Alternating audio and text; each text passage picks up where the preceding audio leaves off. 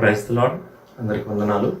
మన శిలువ ధ్యానంలో ప్రార్థన ప్రారంభించుకుందాం. పిల్లరా, ప్రార్థన చేసుకుందాం. ప్రేమ కలిగిన మా ప్రియ పరలోకందన మా తండ్రి, మహాగణుడా, మహోన్నతుడా, ధవలవర్ణుడా, రత్నవర్ణుడా యేసయ్య, మీకే స్తుతులు స్తోత్రాలు వందనాలు చేయించుకుంటున్నాం. దేవా, మీరు మమ్మల్ని ఎంతగానో ప్రేమిస్తున్న విధానం అంతటి కొరకు స్తోత్రాలు. మీరు చేసిన ప్రాణత్యాగం కొరకు మీ స్తోత్రాలు చేయించుకుంటున్నాం. దేవా, మరి తండ్రి నాయన, దేవా, ముళ్ళ కిరీటం అయా 39 కొరడా దెబ్బలు, దేవా, అలా కఠోరమైనటువంటి సిలువను మోసి, దేవా మరి తండ్రి 3 మేకుల మీద, దేవా మరి తండ్రి మీ ప్రాణాన్ని దేవా పెట్టినటువంటి గొప్ప దేవుడవు. దేవా, మీ స్తోత్రాలు. మీ ప్రేమ కొరకు స్తోత్రాలు. దేవా మరి తండ్రి మీ త్యాగం కొరకు మీ స్తోత్రాలు చేయించుకుంటున్నాం. దేవా మరి తండ్రి, ఇదిగో ప్రభా, శ్రేష్టమైన మీ నామాన్ని స్తుతించడానికి, స్మరించడానికి, దేవా మరి తండ్రి ధ్యానించడానికి మాకు ఇచ్చినటువంటి ఈ శ్రేష్టమైన సమయం కొరకు మీ స్తోత్రాలు వందనాలు చేయించుకుంటున్నాను. ఆయన దేవా, కృప చూపించండి. ఆత్మరూపంలో, పరిశుద్ధ ఆత్మరూపంలో మీరే మా మధ్య సంచరించమని ప్రార్థన చేస్తున్నాం. మీ స్తోత్రాలు పాడుకునే పాటను మా కొరకు దీవించండి, ఆశీర్వదించండి. దేవా మరి తండ్రి నాయన 91వ కీర్తన మేము చదువుకునే సమయం అంతటిని మా కొరకు ఆశీర్వదించమని ప్రార్థన చేస్తున్నాం. మీ వాక్కులు, వాగ్దానాలు ప్రభా మరి తండ్రి అయ్యా నిన్న నేడు నిరంతరం ఏకరీతిగా ఉండేటువంటి వాగ్దానాలు. దేవా మరి తండ్రి అయ్యా మా పక్షంగా, మా కుటుంబీకుల పక్షంగా మరి నిశ్చయంగా మీరు దేవా నెరవేర్చి మీ నామానికి మహిమ తెచ్చుకోమని ప్రార్థన చేస్తున్నాం. మీ స్తోత్రాలు. ఇదిగో ప్రభా, మీ వాక్యం ద్వారా, మీ దర్శనం ద్వారా మీరు మాతో మాట్లాడండి. దేవా మరి తండ్రి మీ సులువుని గురించినటువంటి విషయాలు, అంశాలు అనేకమైనవి మీరు మాకు బోధిస్తూ ఉండగా, దేవా ప్రభా మరి తండ్రి మా హృదయాల్లో, మా మనసులో మేము దాచుకోవడానికి సహాయం చేయమని ప్రార్థన చేస్తున్నాం. మీ స్తోత్రాలు. ఇదిగో ప్రభా మరి తండ్రి చివరి ప్రార్థన ఆశీర్వాదం వరకు మీ సన్నిధి మాకు తోడుగా ఉంచమని ప్రార్థన చేస్తున్నాం. దేవా మరి తండ్రి నాయన, మీ ప్రియులు వారి వారి కుటుంబాల్లో ఏకీపిస్తుండగా, దేవా మీ సన్నిధి ప్రసన్నతను మెండుగా వారికి మీరు అనుగ్రహించి, దేవా మరి తండ్రి ప్రభా ఈ దినమంతటికి కావాల్సినటువంటి గొప్ప శక్తి, బలాన్ని దేవా మీరు మాకు అనుగ్రహించమని ప్రార్థన చేస్తున్నాం. అన్ని విషయాలు మీరే సహాయం చేయండి. మీ నామానికి మహిమ తెచ్చుకోండి. దేవా మీ సన్నిధానంలో గడిపేటువంటి కొద్దిపాటి సమయాన్ని మా కొరకు దీవించమని, ఆశీర్వదించమని, ముందు సమయం అంతటిని మీకే అప్పచెప్తూ యేసుక్రీస్తు వారి అతి పరిశుద్ధమైన నామంలో స్తుతించి ప్రార్థన చేసి అడిగి వేడుకుంటున్నాం పరలోకపు తండ్రి. ఆమేన్. ఆమేన్. పాట పాడుకుందాం. షారోనాత్మి గీతాల్లో నుంచి 635వ పాట పాడుకుందాం. యేసు రక్తము రక్తము రక్తము, యేసు రక్తము రక్తము రక్తము,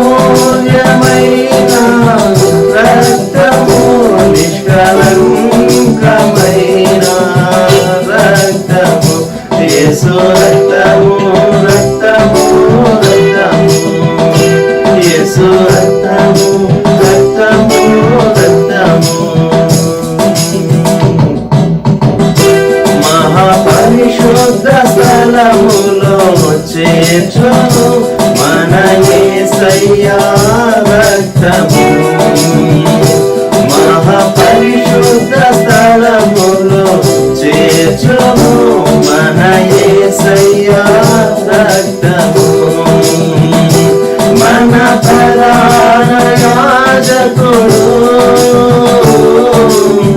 మనకంటే ముందుగా వెళ్ళెను. మన ప్రధాన యాజకుడు మనకంటే ముందుగా వెళ్ళెను. యేసు రక్తము రక్తము రక్తము, యేసు రక్తము రక్తము రక్తము, అమూల్యమైన రక్తము, నిష్కలంకమైన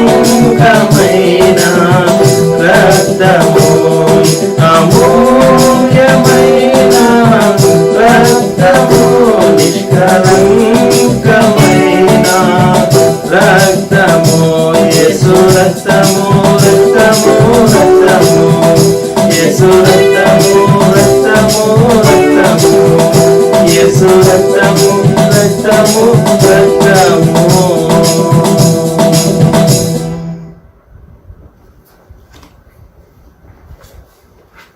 ప్రకారంగా 91వ కీర్తన చదువుకుందాం పిల్లరా.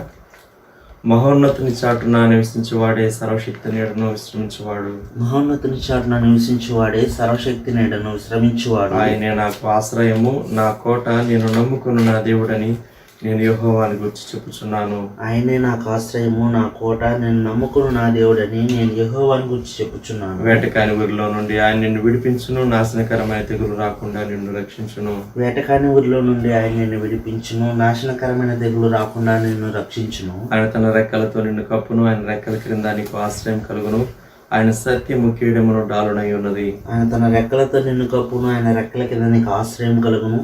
ఆయన సత్యము కేడమును డాలునై ఉన్నది. రాత్రి వేళ కలుగు భయమునకైనను, పగటి వేళ ఎగురు బాణమునకైనను, రాత్రి వేళ కలుగు భయమునకైనను, పగటి వేళ ఎగురు బాణమునకైనను, చీకటిలో సంచరించు తెగులునకైనను, మధ్యాహ్నం మందు పాడు చేయు రోగమునకైనను నీవు భయపడుకుందువు. చీకటిలో సంచరించు తెగులకైనను, మధ్యాహ్నం మందు పాడు చేయు రోగమునకైనను నీవు భయపడకు. నీ ప్రక్కన 1000 మంది పడినను, నీ కుడి పక్కన 10,000 మంది కూడినను అపాయం నీ ఎదుకు రాదు. నీ ప్రక్కన 1000 మంది పడినను, నీ కుడి ప్రక్కన 10,000 మంది కూలినను అపాయం నీ ఎదుకు రాదు. నీవు కన్నులారా చూచుండగా భక్తిహీనులకు ప్రతిఫలం కలుగును. నీవు కన్నులారా చూచుండగా భక్తిహీనులకు ప్రతిఫలం కలుగును. యెహోవా నీవే నా ఆశ్రయము అని నీవు మహోన్నతుడైన దేవుని నీకు నివాసస్థలంగా చేసుకుని ఉన్నావు. యెహోవా నీవే నా ఆశ్రయము అని నీవు మహోన్నతుడైన దేవుని నీకు నివాసస్థలముగా చేసుకుని ఉన్నావు. నీకు అపాయం ఏమీ రాదు, ఏ తెగులును నీ గుడారము సమీపించదు. నీకు అపాయం ఏమీ రాదు, ఏ తెగులును నీ గుడారమును సమీపించదు. నీ మార్గములన్నిటిలో నిన్ను కాపాడుటకు ఆయన నిన్ను గూర్చి తన దూతలకు ఆజ్ఞాపించును.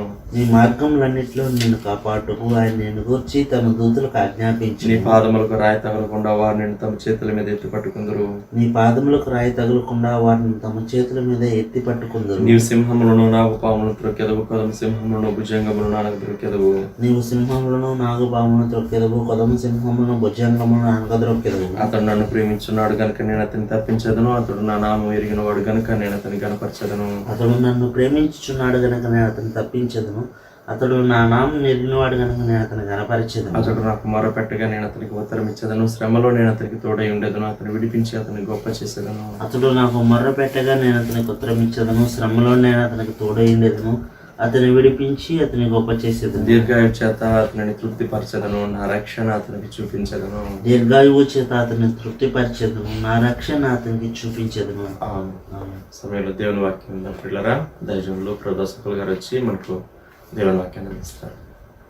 ప్రియమైన వారులారా, ఈ ఉదయకాలం నిర్గమకాండం 1వ అధ్యాయం 12వ వచనం చదువుకుందాం. Exodus chapter 1 verse 12. ఐగుప్తీయులు వారిని శ్రమ పెట్టిన కొలది వారు విస్తరించి ప్రబలిరి గనుక వారు ఇశ్రాయేలీయుల ఎడల అసహ్యపడి. ప్రార్థన. ప్రేమగల తండ్రి, పరిశుద్ధ ప్రభువా, మీకు వందనములు, స్తుతులు చెల్లిస్తున్నాం. ఈ ప్రాతకాల సమయంలో మీ వాక్యాన్ని మేము ధ్యానిస్తూ ఉండగా జీవితాన్ని గురించిన సరైన దర్శనం, సరైనటువంటి దృక్పథం, జీవన విధానంలో మేము మార్చుకోవాల్సినటువంటి ఆలోచన పద్ధతులు, జీవిత పద్ధతులు మీ వాక్యంలో నుండి మీరు మాకు నేర్పించి మాతో మాట్లాడి మమ్మల్ని బలపరచమని, వ్యూ చేసి మీ బిడ్డలందరినీ దీవించమని యేసు ప్రభు నామంలో ప్రార్థిస్తున్నాం తండ్రి, ఆమేన్. ఆమేన్. కరువులో ఆహార పదార్థములు కలిగి ఉండటం, సమృద్ధి ఉండటం, పోషింపబడటం అనేది అద్భుతమైనటువంటి విషయం. దేవుడే సరిగ్గా గోషెను దేశానికి వారిని నడిపించాడు. ఇంకా 5 సంవత్సరాలు కరువు సంవత్సరాలు ఉన్నాయి, మీరు వచ్చేయండి ఐగుప్తుకు అని చెప్పి జోసెఫ్ తన తండ్రి యాకోబుకు, అలాగూ కుటుంబాలుగా వారు తన బ్రదర్స్ అందరూ రావాలని తను చెప్పినటువంటి మాటను బట్టి, ఆహ్వానాన్ని బట్టి వారు ఐగుప్తుకు తరలి వెళ్ళారు అని చదువుతాం. అయితే జోసెఫ్ తరం గడిచిన తర్వాత తరాలు మారినాయి. నిర్గమకాండం 1వ అధ్యాయం 6వ వచనంలో యోసేపును అతని అన్నదమ్ములందరినూ ఆ తరం వారందరినూ చనిపోయి, 6వ వచనం 7వ వచనం, ఇశ్రాయేలీయులు బహు సంతానము గలవారై అభివృద్ధి పొంది విస్తరించి అత్యధికముగా ప్రబలిరి, వారున్న ప్రదేశము వారితో నిండి ఉండేను. గమనించండి, ఇశ్రాయేలీయులు సారవంతమైనటువంటి ప్రాంతంలో ఉన్నారు. మంచి నీరు, పచ్చిక ఉన్నటువంటి ప్రాంతం. వారి మందలు, పశువులు విస్తరించడానికి, మంచి ఆహార పదార్థాలు వారి కలిగి ఉండటానికి అవకాశం ఉన్నటువంటి ఆ స్థలములో వారు విస్తరించారు. ఇప్పుడు 8వ వచనంలో రాజులు మారుతూ ఉంటారు, ఐగుప్తు రాజులు. ఒక క్రొత్త రాజు వచ్చాడు. 9వ వచనం, ఇదిగో ఇశ్రాయేలు సంతతి అయిన ఈ జనము మనకంటే విస్తారముగాను బలిష్టముగాను ఉన్నది. వాళ్ళకి థ్రెట్ వచ్చింది. ఇప్పుడు సంఖ్యలో ఇశ్రాయేలీలు ఎక్కువగా ఉన్నారు, మొదటి విషయం. 2, ఫిజికల్గా కూడా వారు క్యాపబిలిటీస్ కలిగి ఉన్నారు, స్కిల్స్ కలిగి ఉన్నారు, బలిష్టముగాను ఉన్నారు, విస్తారంగాను ఉన్నారు. దీనిని బట్టి వీరిని మనం శ్రమ పెట్టాలి. 11వ వచనం, వెట్టి పనులు చేయించాలి, వారి చేత పట్టణాలు కట్టించాలి, శ్రమల్లో వారు నశించిపోయేటట్లు చేయాలి. 10వ వచనంలో 11వ వచనంలో శత్రువులు ఐగుప్తు మీదికి యుద్ధానికి వస్తే ఈ ప్రజలు ఎవరితో చేరితే వారిది విజయం అవుతుంది గనుక డిసైడింగ్ ఫ్యాక్టర్ వీరవుతారు. రాజకీయ విషయాల్లో కొన్ని మార్లు ఇండిపెండెంట్గా కొందరు గెలుస్తూ ఉంటారు ఎలక్షన్స్లో. వారు ఎవరిని సపోర్ట్ చేస్తే వాళ్ళు ప్రభుత్వం ఫామ్ చేసేటటువంటి పరిస్థితులు రాష్ట్రాల్లో కొన్ని మార్లు వస్తూ ఉంటాయి. మనం మామూలుగా వార్తల్లో చదువుతూ ఉంటాం. ఆ ఈజిప్ట్ యొక్క రాజు వీళ్ళు డెసిషన్, మన శత్రువుతో చేరితే మన దేశం శత్రువుల స్వాధీనం అయిపోతుంది కనుక వీరిని శ్రమ పెట్టాలి అని శ్రమ పెట్టడం ప్రారంభించారు. 11వ వచనంలో శ్రమ పెట్టడం ప్రారంభించారు. 2 పట్టణాలు కూడా కట్టారు, పీతోము, రామసేస్ అని 11వ వచనం చివరి భాగంలో చూస్తూ ఉన్నాం. 12వ వచనంలో అయినను ఐగుప్తీయులు వారిని శ్రమ పెట్టిన కొలది వారు విస్తరించి ప్రబలిరి గనుక వారు ఇశ్రాయేలీయుల యందు అసహ్యపడిరి. శ్రమలో విస్తరించడం ఇది మనకు ఆశ్చర్యంగా ఉంటుంది. శ్రమలో విస్తరించడం కొన్ని మార్లు విశ్వాసులైనటువంటి దేవుని బిడ్డలు కొన్ని ఆఫీసుల్లో, కొన్ని సంస్థల్లో, కొన్ని స్థలాల్లో వారు పనిచేసేటప్పుడు వారి సుపీరియర్స్ వీళ్ళను కష్టపెడుతూ ఉంటారు. ఇంకా చెప్పాలంటే హెరాస్ చేస్తూ ఉంటారు కొన్ని స్థలాలు. కారణం అందరిలాగా వీరుండరు, వీరు కొంచెం ప్రత్యేకంగా ఉంటారు, భిన్నంగా ఉంటారు. మా పద్ధతులన్నిటికీ 100కి 100 పాళ్ళు ఏకీవించరు. మేమందరం ఒక దారిలో వెళితే వీరు ఇంకో దారిలో వెళుతూ ఉన్నారు, మాతో ఏకీవించరు. కనుక వీరిని విమర్శించటం, కష్టపెట్టడం, తప్పులు పట్టడానికి ప్రయత్నించడం, ఇటువంటివన్నీ చేస్తూ ఉంటారు. విశ్వాసులు కొన్నిసార్లు వారు కొన్ని విలువల కొరకు నిలవబడిన దాన్ని బట్టి కొన్ని జాబ్స్లో వారు కొంచెం స్ట్రెస్ ఫీల్ అవుతూ ఉంటారు. పర్వాలేదు, దేవుడు వారితో ఉంటే వారు విస్తరిస్తారు. ఇప్పుడు 3 విషయాలు మనం జ్ఞాపకం చేసుకుందాం. వ్యక్తి ఎలాగూ విస్తరిస్తాడు, జనాంగం ఎలాగూ విస్తరిస్తారు, ఆది సంఘం క్రొత్త నిబంధనలో వారు ఎలాగూ శ్రమల్లో విస్తరించారు అనే మాట జస్ట్ జ్ఞాపకం చేసుకుందాం. మనం నూతన నిబంధనలో అపోస్తల కార్య గ్రంథం 8వ అధ్యాయం, యెరూషలేములో సంఘం మీదికి శ్రమ కలిగింది. సంఘం మీదికి శ్రమ వచ్చింది, చాలా శ్రమ. అపోస్తల కార్యం 8వ అధ్యాయం 1వ వచనం.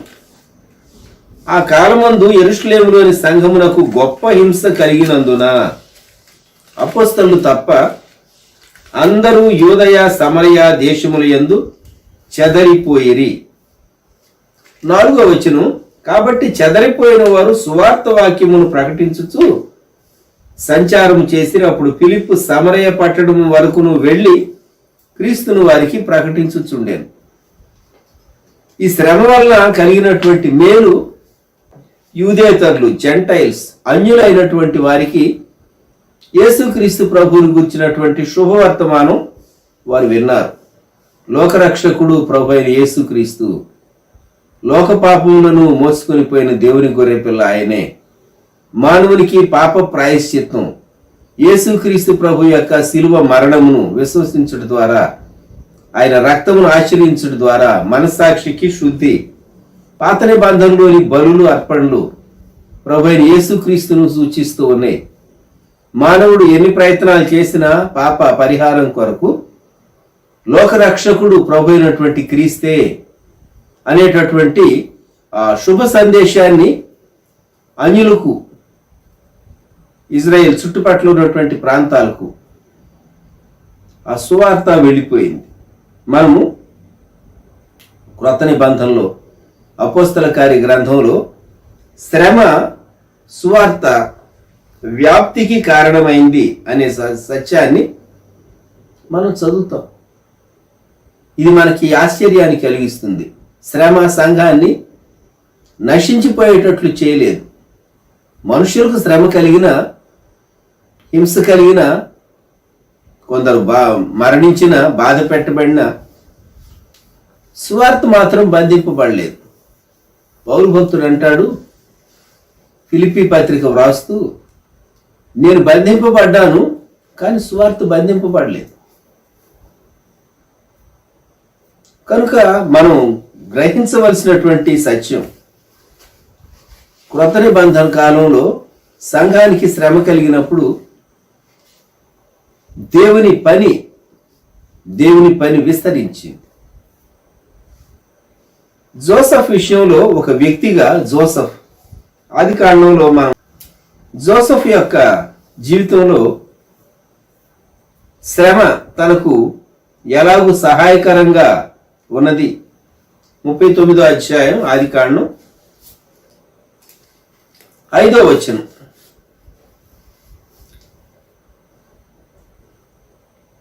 అతడు తన ఇంటి మీదను తనకు కలిగినదంతటి మీదను అతని విచారణకర్తగా నియమించిన కాలం మొదలుకొని, ఇది పోతీఫర్ను గురించి చెప్పబడినటువంటి మాట. జోసెఫ్ నియమించిన కాలం మొదలుకొని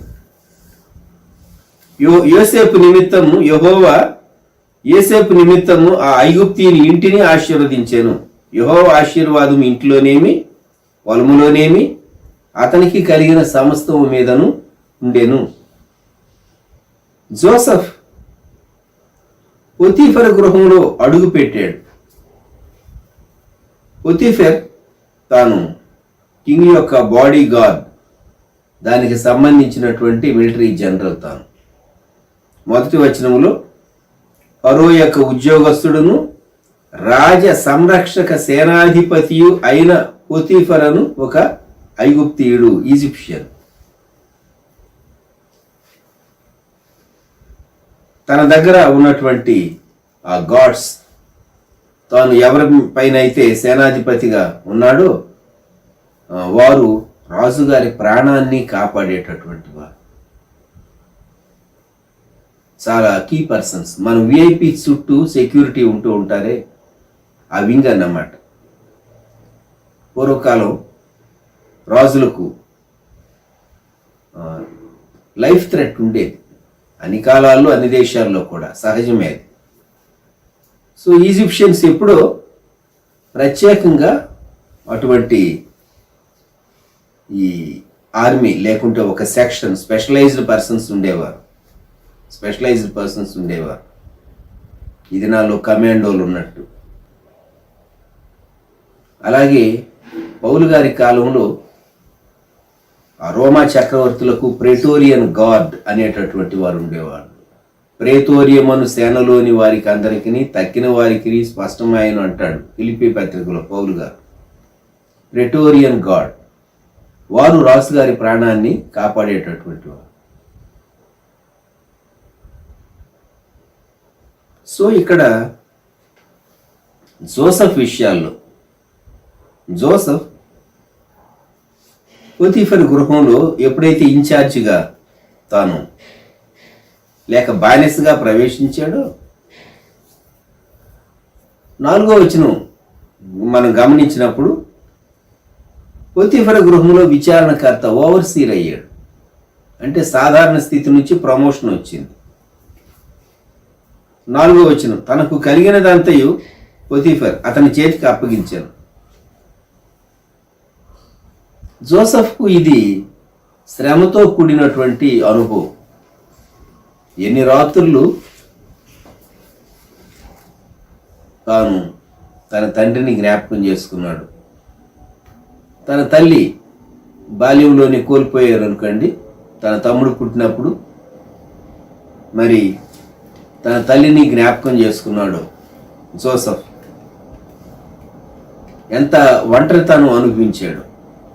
కొన్ని మార్లు ఈ కోవిడ్ దినాల్లో కుటుంబీకులను పోగొట్టుకున్నటువంటి వారి హృదయాల్లో ఉన్న దుఃఖం తీరలేదు, ఆ వెలితి తీరలేదు, మనకు తెలుసు.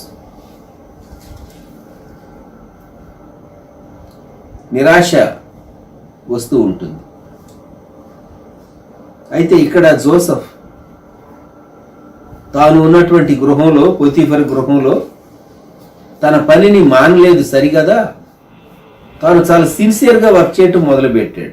5వ వచనంలో, యోసేపు నిమిత్తము ఐగుప్తీయుని ఇంటిని ఆశీర్వదించాను, యెహోవా ఐగుప్తీయుని ఇంటిని ఆశీర్వదించాను.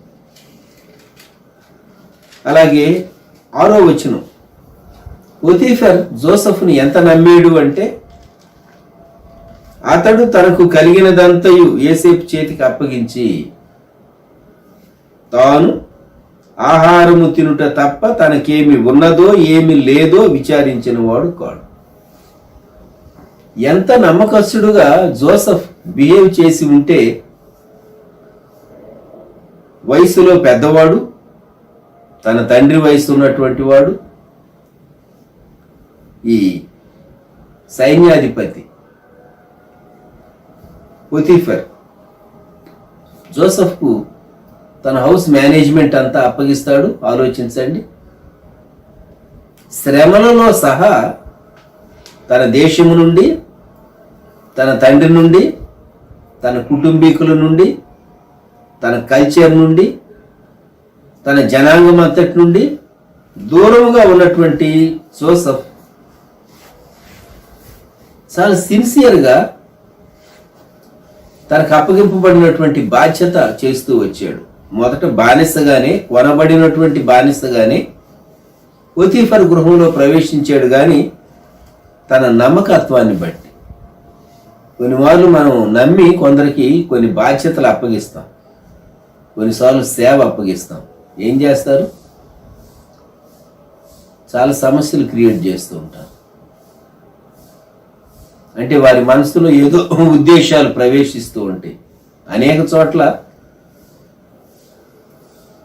ప్రపంచవ్యాప్తంగా ఇండియా దేశంలో జరిగేటటువంటి విషయాలు చూస్తే నమ్మకత్వం అనేది మనుషుల్లో అరుదుగా కనబడుతూ ఉన్నది, లేక నమ్మకత్వం అనేది తగ్గిపోతూ ఉన్నది అని మనం చెప్పవచ్చు.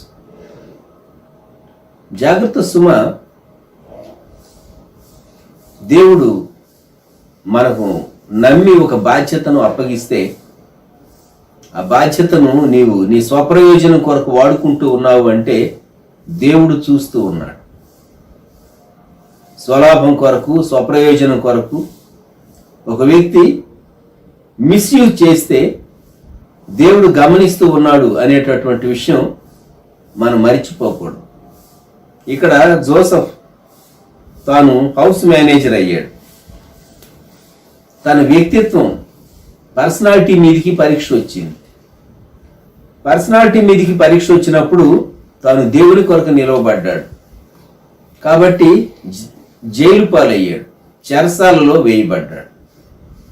పాపం చేయనన్నాడు గనుక తాను ప్రిజన్లోనికి వెళ్ళవలసి వచ్చింది. తాను ప్రిజన్లోనికి వెళ్ళినా కూడా ఆదికాండం 39:20 అతడక్కడ చెరసాలలో ఉండేను. 21 అయితే యెహోవా యోసేపునకు తోడై ఉండి అతని యందు కనికరపడి అతని మీద ఆ చెరసాల యొక్క అధిపతికి కటాక్షము కలుగునట్లు చేశాను. నీవు పాపములో నీవు జీవిస్తే దేవుడు నీకు తోడై ఉండటానికి అవకాశం లేదు. నీవు యథార్థంగా దేవుని కొరకు మంచి మనసాక్షి కలిగి పాపాన్ని అసహించుకొని దేవుని కొరకు నిలవబడితే దేవుడు నీకు తోడై ఉంటాడు. యథార్థవంతులను బలపరచుటకు యెహోవా కనుదృష్టి లోకమంతటా సంచారం చేస్తూ ఉన్నదని దేవుని గ్రంథం మనకు జ్ఞాపకం చేస్తూ ఉన్నది. దేవుడు నిన్ను బలపరుస్తాడు. ఇప్పుడు చెరసాలలో ఉన్నటువంటి జోసెఫ్ దేవుడు తోడై ఉన్నాడు.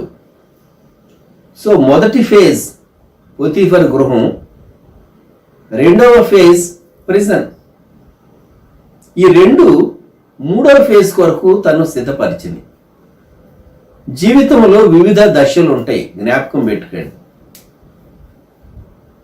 దేవుడు భిన్నమైనటువంటి పరిస్థితుల్లో నుండి, అనుభవాల్లో నుండి వ్యక్తులను, విశ్వాసులను తీసుకుని వెళ్తాడు. ఇప్పుడు జోసెఫ్ 41వ అధ్యాయంలో 51వ వచనం, జోసెఫ్ ఈజిప్ట్లో ఫరో తరువాత ప్రముఖమైన స్థానంలోనికి వచ్చిన తరువాత ఆసెనతు తనకు మరి భారీగా ఫరో చేత అనుగ్రహింపబడిన తరువాత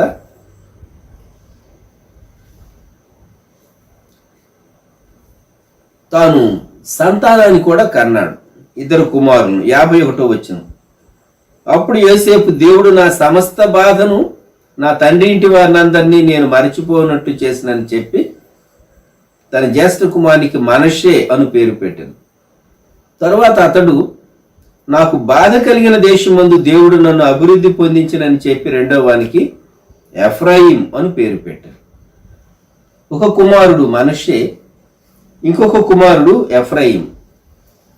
51వ వచనంలో 52వ వచనంలో ఈ పదం గమనించండి, బాధ. 51 సమస్త బాధ. 52 నాకు బాధ కలిగిన దేశమందు. హర్ట్స్, గాయాలు చాలా భయంకరమైనవి. గాయం మానిన మచ్చ ఉంటుంది. జోసెఫ్ తన జీవితంలో చాలా శ్రమ పొందవలసి వచ్చింది. జోసెఫ్ యొక్క దీవెనను గుర్చి దైవజనుడైనటువంటి మోషే తన జీవిత చివరి దశలో గోత్రాలను, ఒక్కొక్క గోత్రాన్ని ఉద్దేశించి తాను దీవెన చెప్తూ ద్వితీయోపదేశకాండం 33వ అధ్యాయం 13వ వచనంలో యోసేపును గూర్చి ఇట్లనెను అంటూ, ఆకాశ పరమార్థముల వలన, మంచు వలన, క్రింద కృంగి ఉన్న అగాధ జలముల వలన, సూర్యుని వలన కలుగు ఫలములోని శ్రేష్ఠ పదార్థముల వలన, చంద్రుడు పుట్టించు శ్రేష్ఠ పదార్థముల వలన, పురాతన పర్వతముల శ్రేష్ఠ పదార్థముల వలన, నిత్య పర్వతముల శ్రేష్ఠ పదార్థముల వలన, సంపూర్ణముగా ఫలించు భూమికి కలిగిన శ్రేష్ఠ పదార్థముల వలన యెహోవా అతని భూమిని దీవించును. పొదలో నుండిన వాని కటాక్షము యోసేపు తల మీదికి వచ్చును. తన సహోదరుల్లో ప్రఖ్యాతి నొందిన వాని నడినెత్తి మీదికి అది వచ్చును. మనసు దాని యొక్క విలువ, అలాగే అగాధ జలములు, వాటిని గుర్చినటువంటి విషయాలు ఇప్పుడు మనకు బాగా అర్థమవుతుంది 21వ శతాబ్దం. సూర్యుని యొక్క వెలుతురు, డి విటమిన్, దాని విలువ 2020లో మనకు బాగా అర్థమైంది. అలాగే పర్వతాలు, వాటి యొక్క ఉనికిని గూర్చి ఈ ప్రకృతిలో దేవుడిచ్చినటువంటి నదులేమి, సరస్సులేమి, సముద్రాలేమి, మహాసముద్రాలేమి, పర్వతాలేమి, అవన్నీ నేచర్లో ఎలాగో బ్యాలెన్స్ మెయింటైన్ అవుతూ ఉన్నవో యోసేపు దీవెనను గూర్చి ఈ నిర్గమకాండం 33, 13, 14, 15 వచనాలు చదివితే ఆ కాలంలో ఇతర కాలాల్లో ఎవరికి ఎంత అర్థమైందో కానీ మనకు చాలా బాగా అర్థమవుతూ ఉన్నది. ఇప్పుడు మనము ప్రకృతిలో ఉన్నటువంటి సమతౌల్యాన్ని డిస్టర్బ్ చేస్తే చాలా నష్టం కలుగుతుంది. 7 ఏళ్ల మహాశ్రమంలో ప్రకృతిలో ఉన్నటువంటి ఆ సమతౌల్యం, ఈక్విలిబ్రియం డిస్టర్బ్ అయినప్పుడు కలిగేటటువంటి నష్టాలు మనం చాలా చూస్తాం. ఇక్కడ మోషే యోసేపును గురించి మాట్లాడుతూ సంపూర్ణముగా ఫలించు భూమికి కలిగిన శ్రేష్ఠ పదార్థముల వలన యెహోవా అతని భూమిని దీవించును. మనష్షేకు, ఎఫ్రాయిముకు ఇవ్వబడినటువంటి భూభాగాలు కనాను దేశములో లేక ఇజ్రాయెల్ దేశములో, వాగ్దాన దేశములో అవి సారవంతమైనటువంటి ప్రాంతాలు అని జ్ఞాపకం పెట్టుకుందాం మనం. అంతేకాదు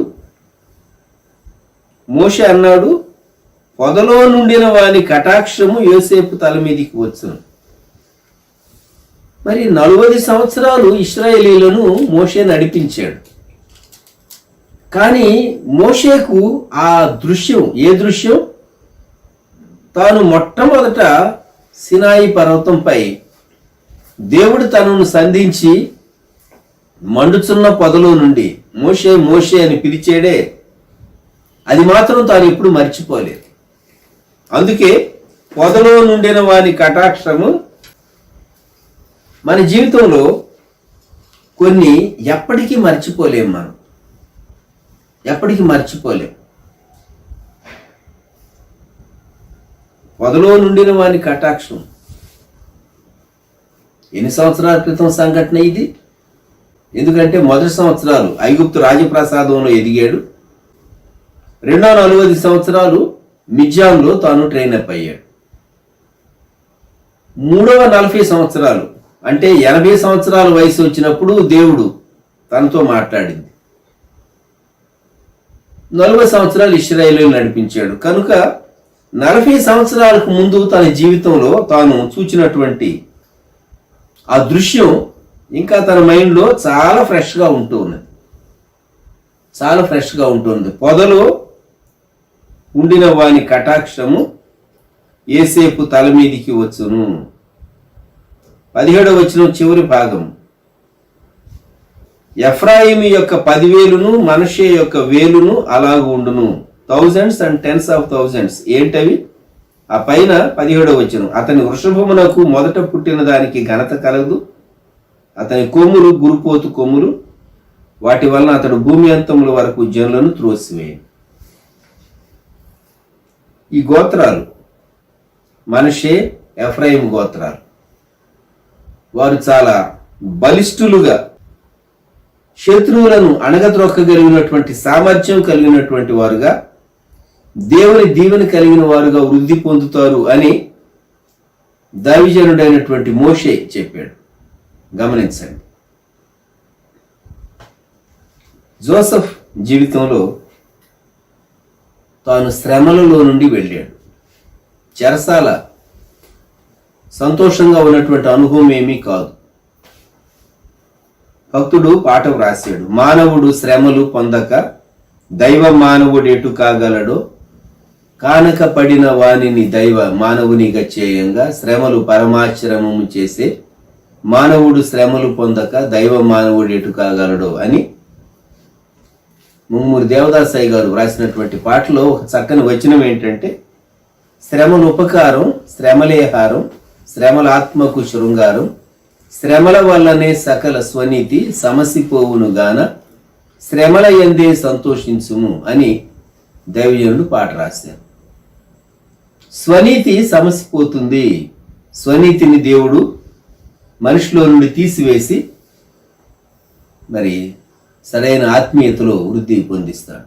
యేసుక్రీస్తు ప్రభు కాలంలో పరిసయ్యులలో, సద్దూకయ్యుల్లో, శాస్త్రుల్లో వచ్చినటువంటి ఆ స్వనీతి ప్రభువును తృణీకరించడానికి, మెస్సియాను వారు చూడకుండా వారికి అంధత్వం కలగటానికి, ఆత్మీయ దృష్టి వారు పోగొట్టుకోవటానికి కారణమైంది.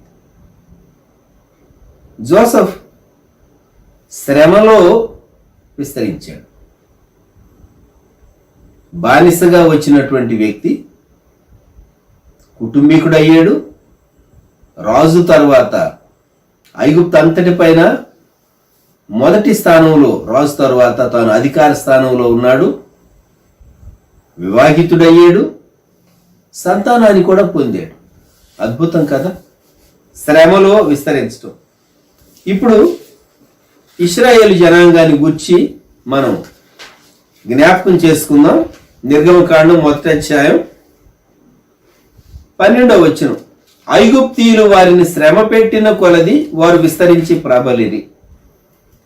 సంఖ్యలో వారు విస్తరించారు. ఇశ్రాయేలీల యొక్క జీన్స్లో, వారి శరీరంలో ఉన్నటువంటి కణాల్లోనే ఈ కోరిక, శ్రమలలో విస్తరించేటటువంటి స్వభావం, నేచర్ ఉన్నది అని చెప్పవచ్చు. ఈరోజు మీరు ఇజ్రాయెల్ గురించి చదవండి. ఇశ్రాయేలీలు వాళ్ళ కష్టాలకు ఎదురీదేటటువంటి జనాంగం. ఇజ్రాయెల్ దేశంలో యవనస్తులైనటువంటి గర్ల్స్ అందరూ కంపల్సరీగా ఇంతకాలం అని మిలిటరీలో వారు పనిచేయాలి. ఆ రూల్ ఇజ్రాయెల్లో ఉంటూ ఉన్నది. అంతేకాదు, పీరియాడికల్గా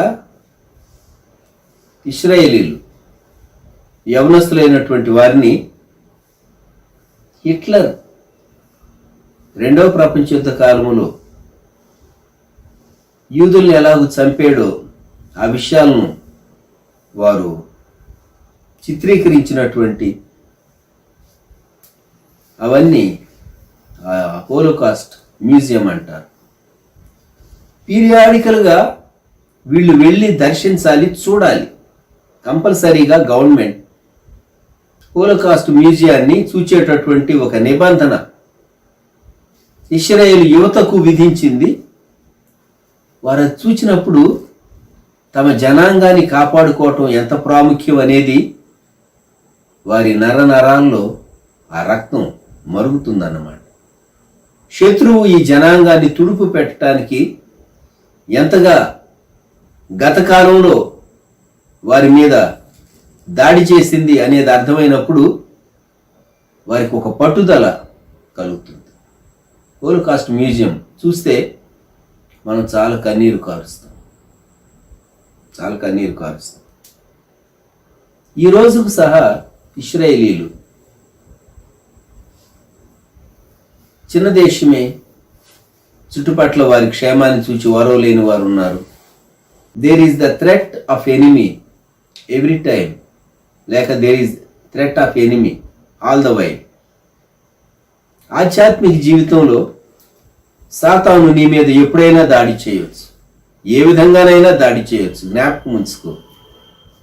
కానీ ఇశ్రాయేలీయుల యొక్క తీర్మానం ఏంటంటే, మేము దేవుని ప్రజలము, మేము దేవుని జనాంగము, దేవుడు మమ్మల్ని ఆశీర్వదించాడు కనుక మేము జయిస్తాం. అది వారు తమ హృదయాల మీద వ్రాసుకున్నారు.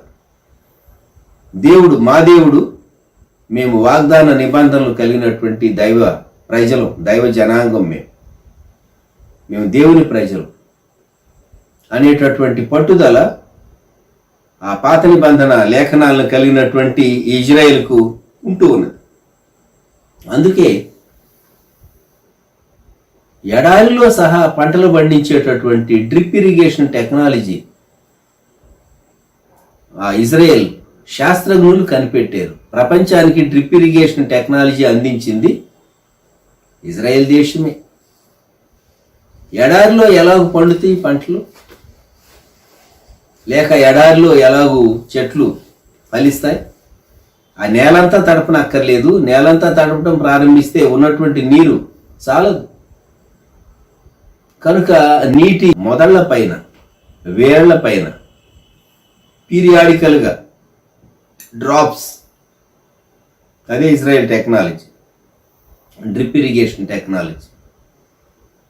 నీరు వృధా కాకుండా అదే సమయంలో వీరికి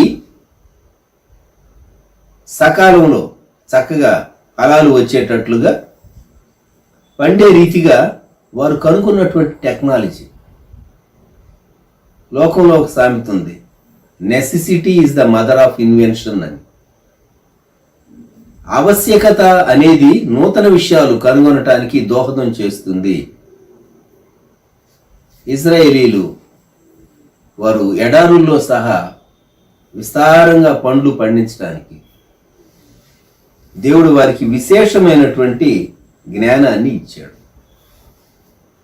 వారు విస్తరించారు, వారు ప్రబలేరు, శ్రమలలో విస్తరించారు. విశ్వాసి, నీ జీవితంలో శ్రమను చూచి అధైర్యపడుతూ ఉన్నావా, లేక కృంగిపోతూ ఉన్నావా, లేక దేవుని వాక్యము, దేవుని వాగ్దానము, దేవుని ప్రేమ, దేవుని శక్తి జ్ఞాపకం చేసుకుని నీవు ధైర్యంగా ముందుకు సాగటానికి ఇష్టపడుతూ ఉన్నావా? ఇక్కడ వ్రాయబడినటువంటి మాట, వారు విస్తరించి ప్రబలిరి. ప్రపంచ దేశాల్లో దేశ విస్తీర్ణత, దేశ వనరులు, జనాభా సంఖ్య అనే అంశాన్ని తీసుకుంటే 3 పదాలు ఉన్నాయి.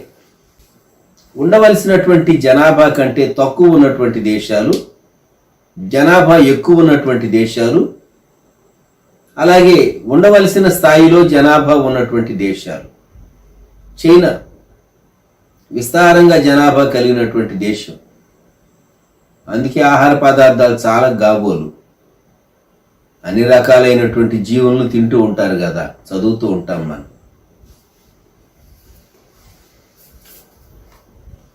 కొన్ని మార్లు మనము సూళ్ళూరుపేట, శ్రీ సిటీ ప్రాంతాల్లో ముఖ్యంగా ఆ చైనీస్ వారి ఆహార పదార్థాలను గురించి కొందరు ఎంప్లాయీస్ని అడిగితే, వారి ఆహార పదార్థాలు మనం చూడలేం, మనం తినలేమని చెప్తూ ఉంటారు.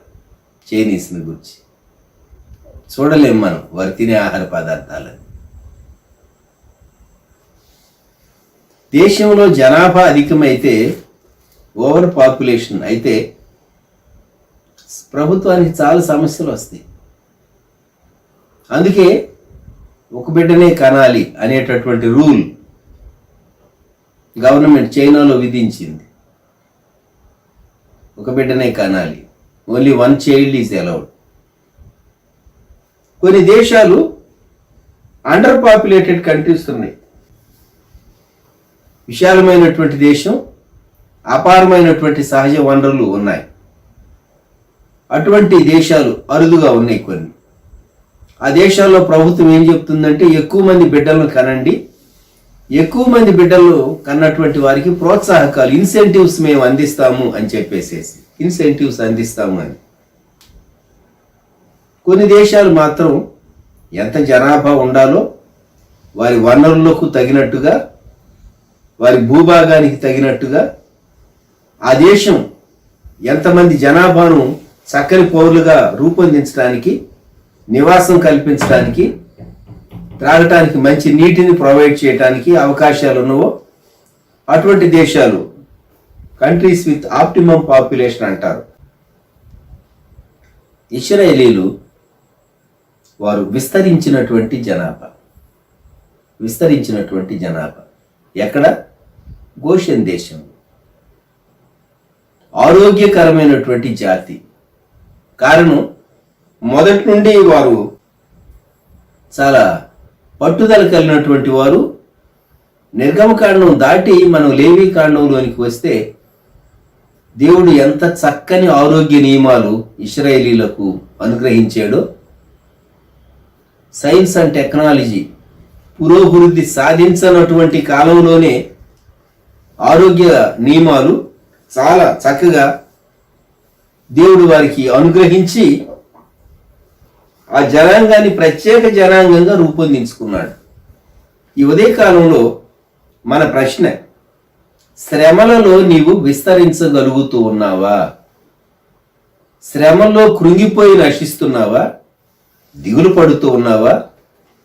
నేను ఒంటరి వాడిని, నేను ఒంటరి దాన్ను, నాకెవరు తోడున్నారు?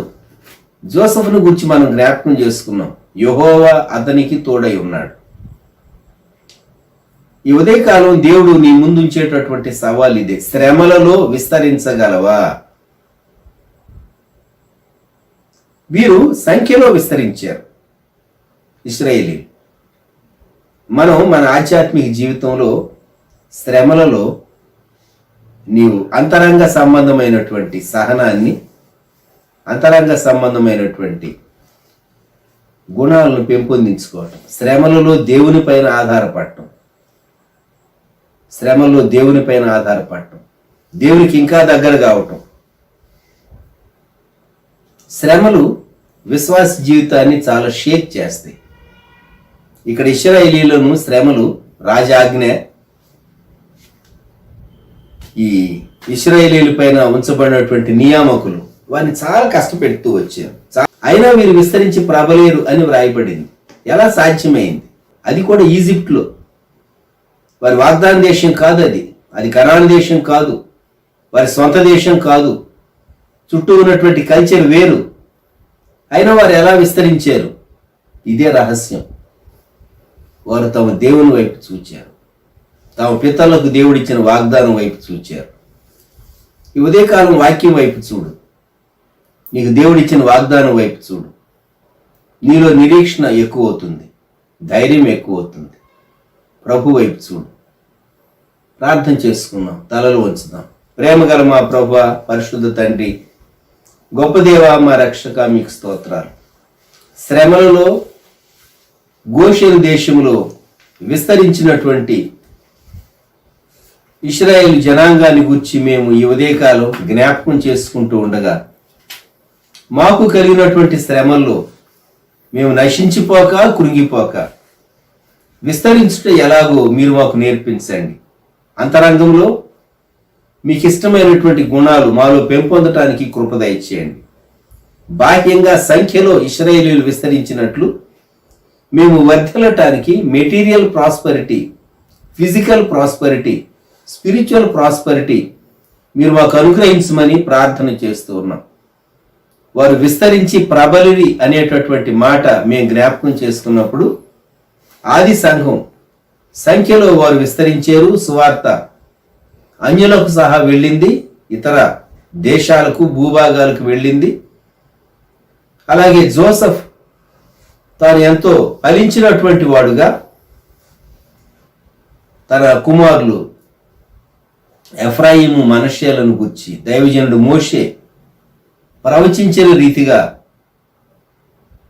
దేవా వారు శ్రేష్టమైన పదార్థములను అనుభవించినటువంటి వారుగా వర్ధిల్లుతారనే మాట, ఆ 2 గోత్రాలను గురించి చెప్పబడినటువంటి మాట నెరవేరింది. అందుకొరకు మీకు స్తోత్రాలు. ఈ ఉదయకాలం వ్యూ చేసే మీ బిడ్డలను, వారి కుటుంబాలను మీరు ఆశీర్వదించి దీవించి, శ్రమలలో విస్తరించుట అనేటటువంటి అంశం మీ బిడ్డలు ధ్యానించుటకు కృప దయచేయండి. పరలోకపు జోసెఫ్గా మీరున్నందుకు స్తోత్రాలు. మీ బిడ్డలంగా శ్రమలలో విస్తరించుట మీరు మాకు నేర్పించి సహాయం చేసి, మా స్వనీతిని హరించిపోయేటట్లు చేసి, యేసుక్రీస్తు ప్రభు నీతి మేము కలిగి ఉండేటట్లు, యేసుక్రీస్తు ప్రభు పోలిక శ్రమల్లో మాకు రాగలిగేటట్లు కృప దయచేయమని, మమ్ములను బలపరచమని, విస్తరించి ఫలించి అభివృద్ధి పొంది భూమిని నిండించి దాన్ని లోబర్చుకొనమని ఆది దంపతులకు దీవెననిచ్చినటువంటి దేవాది దేవ, మేము శ్రమలలో సహా విస్తరించుట అనేటటువంటి ప్రిన్సిపల్ మా జీవితంలో మేము అనిపించుటకు, సంఘాలు అనిపించుటకు, క్రైస్తవ సంఘాలు అనిపించుటకు, విశ్వాసులు అనిపించుటకు కృప అనుగ్రహించమని మరొకసారి ఈ దినాన్ని మీకు అప్పగించుకుంటూ మీకే వందనాలు స్తోత్రాలు చెల్లిస్తూ యేసుక్రీస్తు ప్రభువారి శ్రేష్టమైన నామంలో ప్రార్థించి స్తుతించి వేడుచూ ఉన్నాము తండ్రి. ఆమేన్. మన ప్రభు అయిన యేసుక్రీస్తు వారి కృపా, దేవుని ప్రేమ, పరిశుద్ధాత్ముని అన్యోన్య సహవాసం సదాకాలం సంఘములకు తోడై ఉండును గాక. ఆమేన్. ప్రభు నామములో మీకు అందరికీ వందనాలు. మళ్ళా రేపు ఉదయకాలం 5 గంటలకు కలుసుకుంటాం. అంతమటుకు సెలవు.